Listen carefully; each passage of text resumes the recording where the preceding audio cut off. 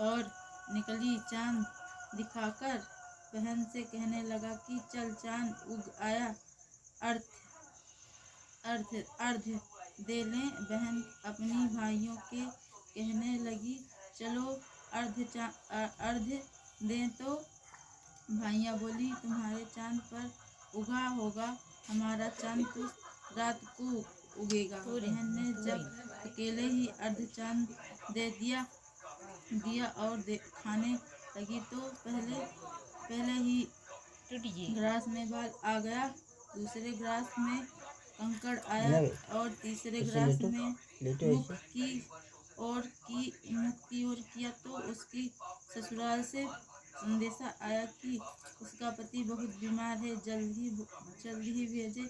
माँ ने तब लड़की को विदा कर दिया और वह कहा, रास्ते में जो भी मिले उसके पांव लगाना और जो कोई सुहाग का आशीष दे तो उसके पल्ले में गांठ लगाकर उसे कुछ रुपए देना। बहन जब भाइयों से विदा हुई तो रास्ते में जो भी मिला उसने यही आशीष दी कि तुम 7 भाइयों की बहन, तुम्हारी भाई सुखी रहें और तुम उनका सुख देखो। सुहाग का आशीष किसी ने भी नहीं दिया। जब वह ससुराल पहुंची तो दरवाजे पर उसकी छोटी ननद खड़ी थी। वह उसके भी पांव लगी तो उसने कहा कि सुहागिन रहो, सपूत तो हो तो उन्हें उससे यह सुनकर पल्ले में गांठ बांध और ननद को सोने की सिक्का दिया।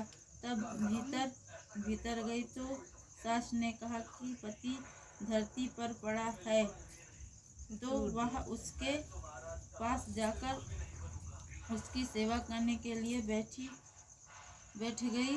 बाद में सास ने दासी के साथ बची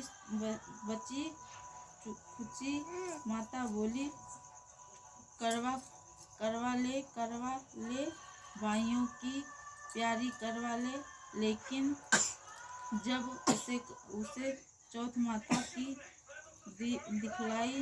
दिखलाई दी तो वह बोली, हे माता, हम अपने आप ने मुझे उजाला तो आप ही मेरा उद्धार करेंगी, आपको मेरा सुहाग देना पड़ेगा। तब उस चौथ माता ने बताया कि सौंप की चौथ आएगी, वह मेरे से बड़ी है, उसे ही सब कहना, वही तुम्हारा सुहाग वापस देंगी। सौंप की चौथ आकर चली गई, माघ की चली आई, फागुन की चली गई, चैत्र वैशाख ज्येष्ठ आषाढ़ और श्रावण भादो की सभी चौथ आई और यही कहकर चली गई कि आगे वाली को कहना। औसत की चौथ आई तो उसे बताया कि तुम पर कार्तिक चौथ का नाराज है, उसने तुम्हारा सुहाग लिया है, वही वापस कर सकती हैं, वही आएंगी तो। और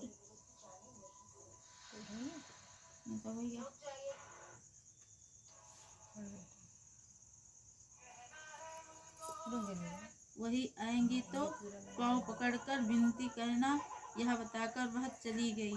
जब कार्तिक की चौथ आई तो वह गुस्से से बोली, भाइयों की प्यारी करवा ले, दिन में चांद उगानी करवा ले, व्रत अखंड करने वाली करवा ले, भूखी करवा ले।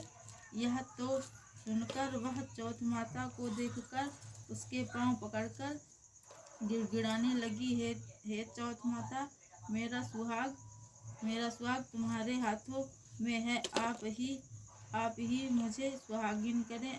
तो माता बोली, पापिन हत्यारिन, मेरे पांव पकड़कर क्यों बैठ गई है। तब वह बोली कि जो मुझसे भूल हुई है उसे क्षमा कर दो, अब भूल नहीं करूंगी। तो चौथ माता ने प्रसन्न होकर आंखों में से काजल, नाखूनों में से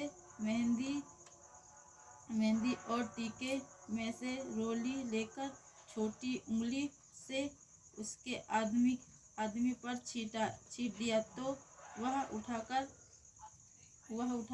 बैठ गया और बोली कि आज मैं बहुत सोया। वह बोली, क्या सीए, मुझे तो बाहर महीने आए हो गए, अब जाकर चौथ माता ने मेरा सुहाग लौटाया। तो तब उसने कहा कि जल्द से माता का पूजन करो।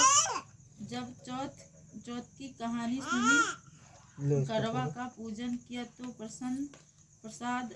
प्रसाद खाकर दोनों पति पत्नी चौपड़ खोलने बैठ गए। नीचे से दासी आई, उसने उन दोनों को चौपड़ पासे से खेलते देखा तो उसने सासू जी को जाकर बताया। तब से सारे गांव में यह बात प्रसिद्ध हो गई कि सब स्त्रियां चौथ का व्रत कर लें तो सुहाग अटल रहेगा। जिस तरह से साहूकार की बेटी का सुहाग दिया, उसी तरह से चौथ माता सबको सुहागिन रखे। यही करवा चौथ के उपास की स्थापना महिमा है। बस चलो खाना खाने ले भैया दे दे आओ आ जाओ टकलू वहाँ पर ये खाना खोल लीजिए। चले बड़ा जय माता कर जय माता पहले